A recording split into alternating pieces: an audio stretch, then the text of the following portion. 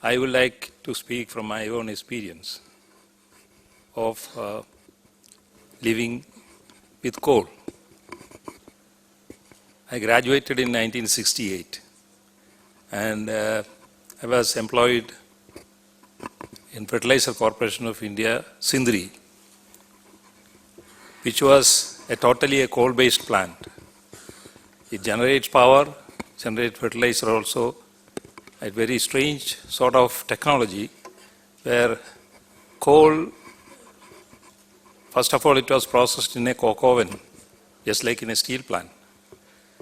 And the coke such produced was utilized in a gasifier to produce syngas, which was used to produce ammonia. And it was getting gypsum from Pakistan.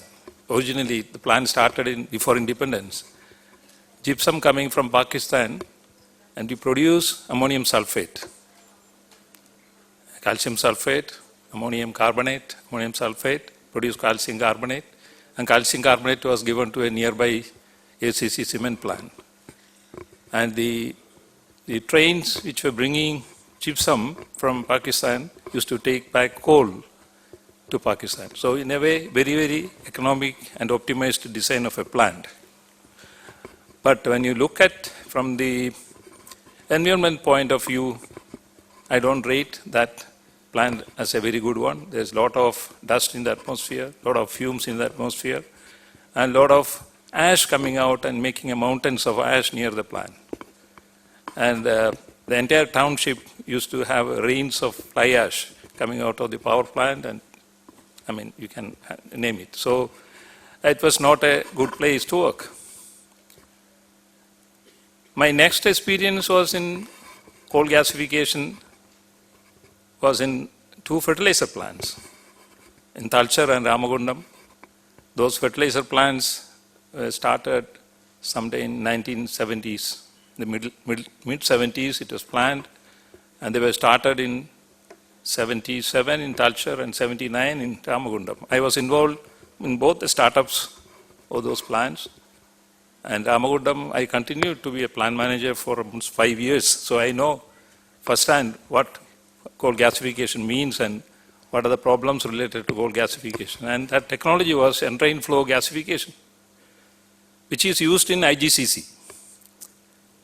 And when you look at technological scenario in the world and in India, I find that Indian technology was almost 30 to 40 years behind what was in US or Europe.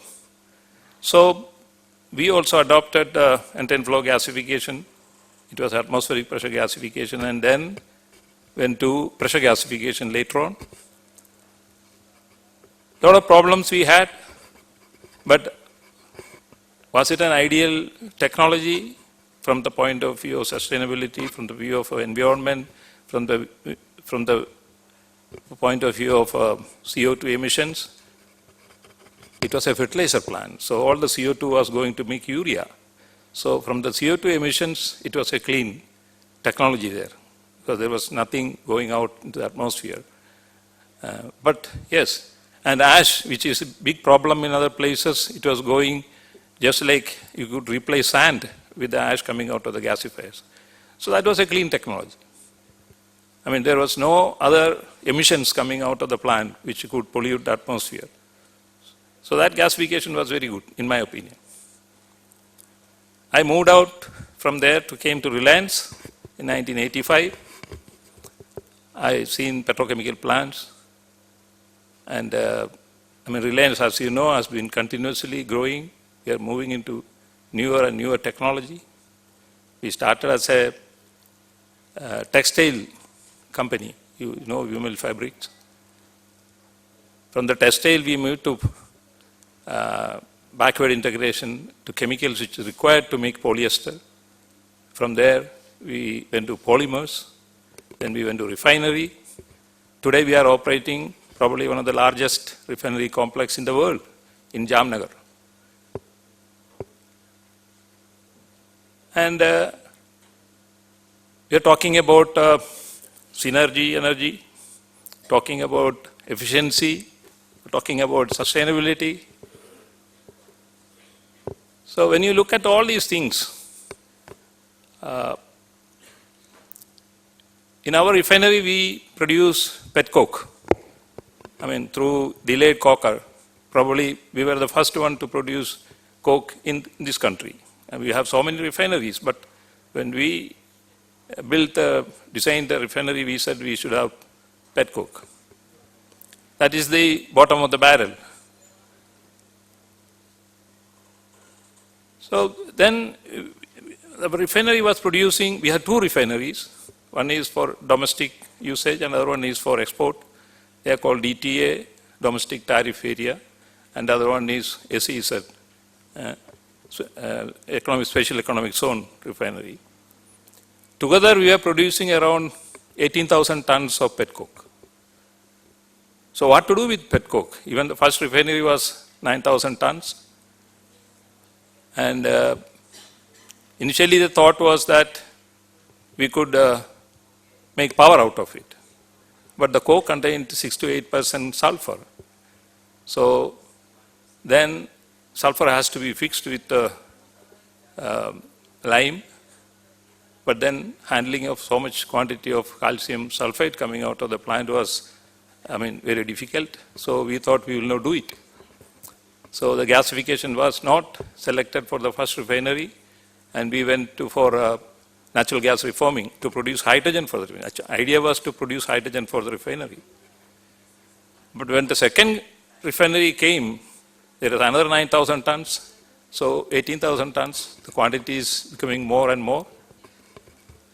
We could find a solution for petcoke marketing to cement plants. You know, the cement plants need gypsum, an additive to cement, for increasing the setting property of the cement. And if petcoke, if they were anyway using coal. So if they use petcoke, it's high energy content, say 5,000 versus 8,000 kilocalories per kg. And the sulfur they could use as a chemical additive. What is coming out of the combustion, the sulfur dioxide could be used as a chemical with their calcium and fix it as gypsum. So they were, in one shot, they were getting two benefits. So almost a lot of cement plants were taking away our petcoke, and our problem was solved. But then refinery started, 18,000 tons, it was a big headache, and more refineries were making coke in the country. You know, most of the IOCs and other new refineries were all going for petcoke. So we felt there is going to be a surplus of petcoke in the country, and we should do something different. So the thought of gasification again came in, entrained flow gasification. And we looked at the world scenario, because earlier the technology has not fully matured. We went around all over the world and saw all technologies, evaluated them. And ultimately we decided on a particular technology and decided to go for the gasification. Today, that is the largest gasification project in the world. We have 10 gasifiers, each gasifier consuming around 3,000 tons of petcoke. It was designed also for petcoke plus coal. We are talking about the synergy of petroleum and coal, and probably this is the best example, where a refinery producing petcoke and also having gasification along with coal to produce syngas. And the syngas, what we are doing? The syngas, we are trying to make hydrogen for the refinery. We had around 15,000 megawatt power being generated out of natural gas or refinery gas. We said we will not do it. We will use syngas to produce that power. So syngas being produced is going to replace the natural gas. Probably we were importing LNG to make natural gas. So we wanted to make our refinery free of such natural gas usage. And part of the syngas also we are converting into methane. That is to supply some of the fuel required for earlier fired heaters. We are settled. So when you looked at the gasification, was it meeting all the yardsticks for clean coal? Yes. It had sulfur. Through gasification, we will produce hydrogen sulfide, and that sulfur could be recovered. We are producing near about 2,500 tons of elemental sulfur in a day out of the sulfur in the coal. So we are not sending any sulfur to the atmosphere. And carbon dioxide? Carbon dioxide, whichever way you process, whichever product you make out of this, ultimately the carbon has to go as carbon dioxide. The only way is, yes, we have made facilities to capture CO2 and find ways where we can sequester it. That is one action we have taken. Other action is, we talked about R&D, which you're doing. We are doing a great R&D work, algae to oil. Everyone you talk about, they say you are crazy. What are you doing it? But algae can take CO2. And this algae, if we can produce in large quantities, we can make oil. We have a pilot plant which is running in Jamnagar, where we are producing 1 barrel of oil from algae as a pilot plant. But it has its own drawback. If you want a large area to have algae, then that is not a feasible solution. I read somewhere that if United States want to produce all the power required from algae or all oil required from algae, then it requires a state like Iowa. They say around 55,000 square miles of area is required to produce that sort of algae. It is not feasible. So we have to, our R&D people are developing a sort of reactor for algae using synthetic sunlight and CO2 injection. So in that way you can produce algae and produce. So that is one way of eliminating the CO2 emissions.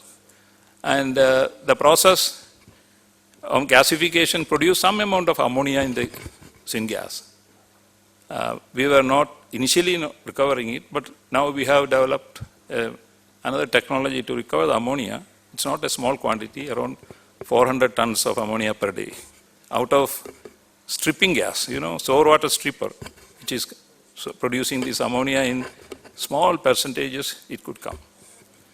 Petcoke contains vanadium and nickel, and it comes out in the ash. And if it is sent out, it could be harmful. So we are doing a project to recover the vanadium and nickel from the ash. And once we install the plant, we will be the largest producer of vanadium in the world in one place.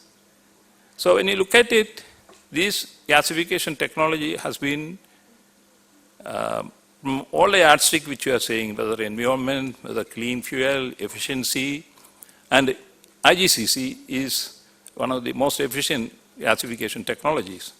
And I tell people that we have around, most of the world has got gasifier, IGCC, mostly 1 plant, 2 plants, not more than that gasification.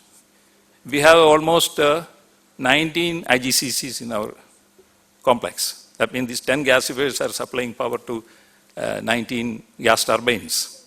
So it will be equivalent that way. And it produces steam and power for our refinery. So this is from the gasification point of view which I would like to talk. But there is something about sustainability. His Excellency talked about information, teamwork and management. My interaction with common people means drivers and people on the road, I have a certain insight, which is common man's insight. You travel in the cities. Bombay, from my home, I can take only 20 minutes to the airport, but it takes more than 1 hour, 1 hour 15 minutes for the traffic jams. So how much fuel we are burning in the traffic? Why it is happening? The driver is asking me, "Saab, kaise karenge hum log? What can we do to get rid of this situation in our cities.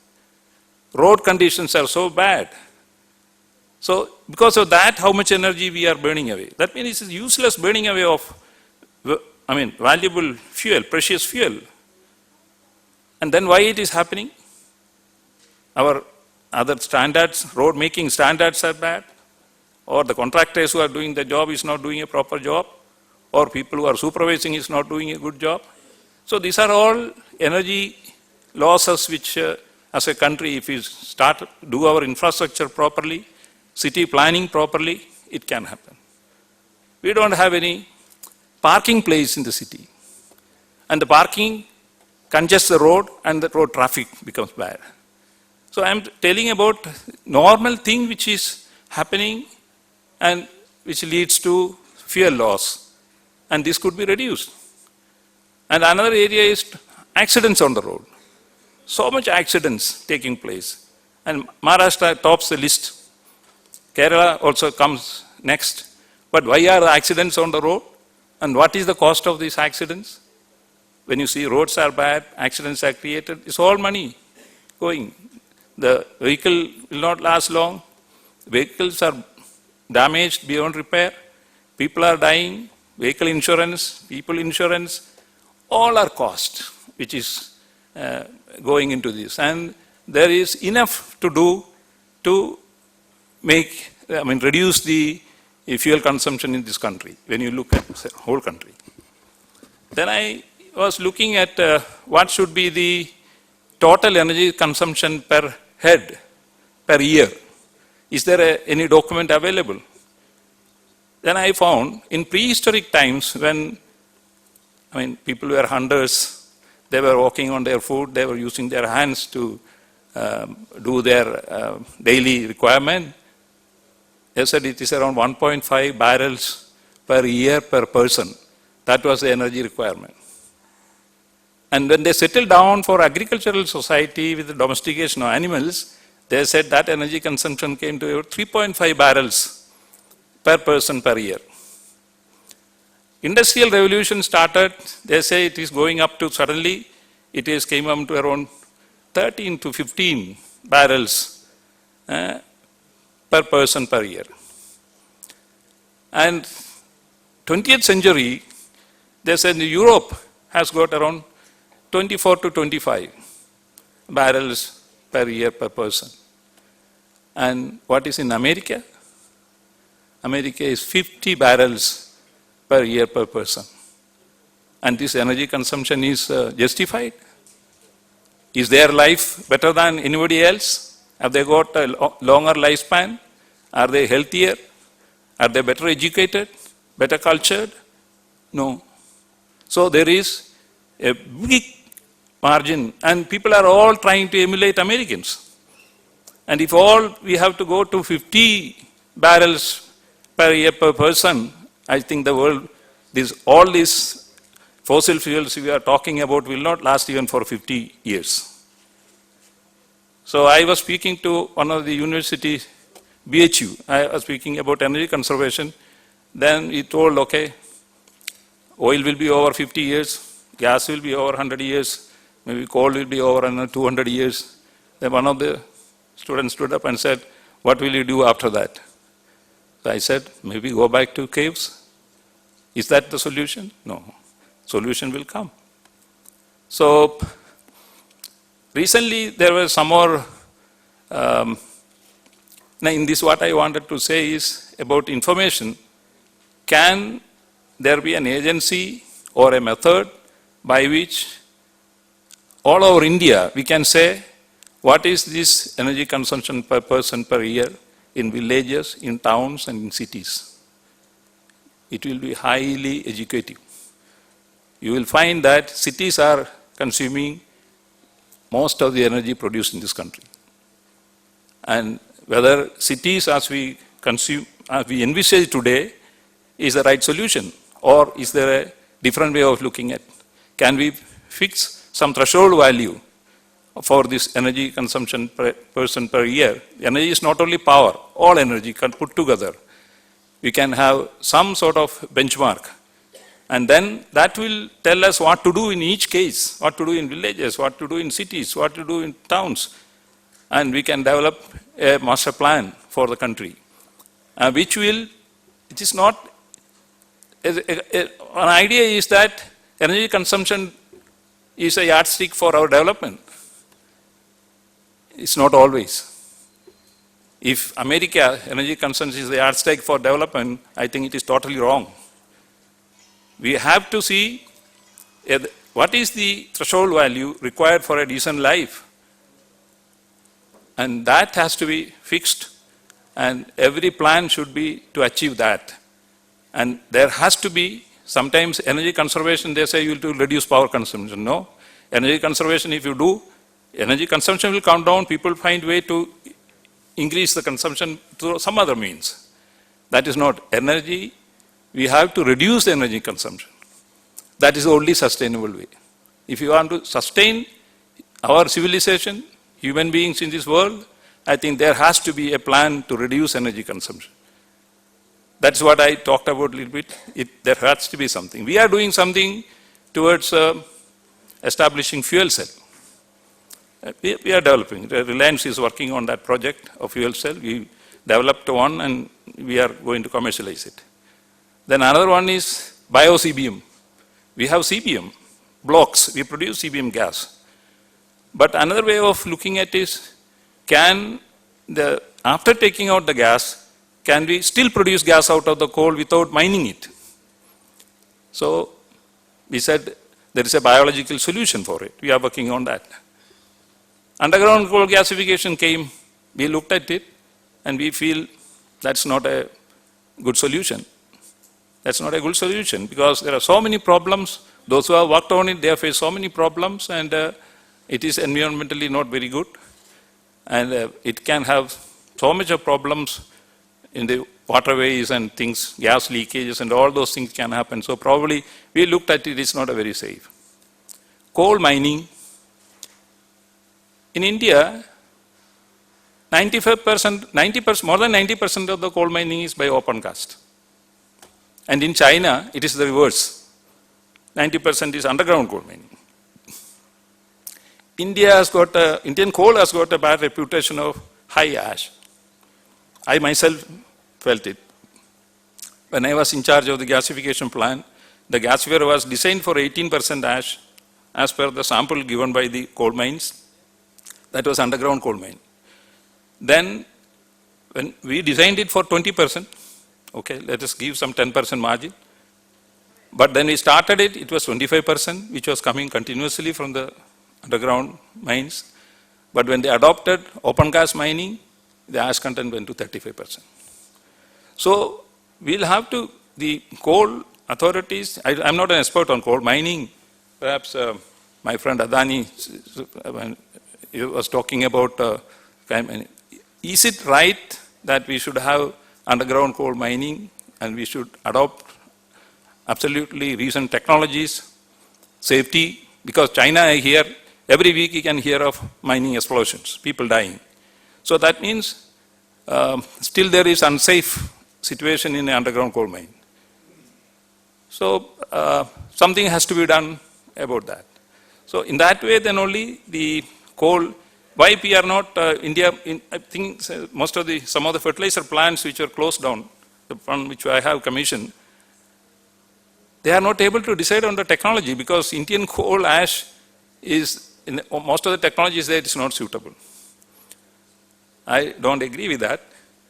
But washeries, we talked about washery tailings, what will you do? Here also a solution is bio-production of gas from coal. There is bacteria available which can convert coal to methane. People will wonder it will happen or not. We have several effluent treatment plants in Reliance where we convert heavy aromatics to methane. So coal, it can fracture to heavy aromatics, then it can be converted to methane. So there are available bucks which we can break down coal to aromatics, then paraffins, and then ultimately acetates, and then methane. this process is, now it is proven. We are working on that, so it is proven. Then another technology is catalytic gasification of coal. We can gasify coal through catalytic means. So that to methane, the temperature will come down. Normal gasification is 1400 degrees centigrade. And this can happen in 800 degrees centigrade, and it can make methane. It can make methane, not CO and hydrogen. It can make methane. So that's also a clean technology. So there are so many technologies in the horizon which is coming. And in competition for all these, I have read within last week, there are 2 technologies for battery. A battery has been developed, a lithium oxide battery, which can last 500 hours in a car. And if a small battery is put it in your mobile, you need to charge it only once a week. This technology has been developed. It will be commercialized in 5 to 10 years. That is the projection. That is from Cambridge University. And yesterday there was a news from Harvard. They have developed another battery which need not be charged for a month. I mean, these batteries could change the complete energy scenario. I mean, if the batteries are going to be in place and it will replace all the fossil fuels, then I don't know what will happen to the oil producers and coal mines. So that is the next generation thing which is happening. So I just wanted to give you my thoughts. Thank you very much.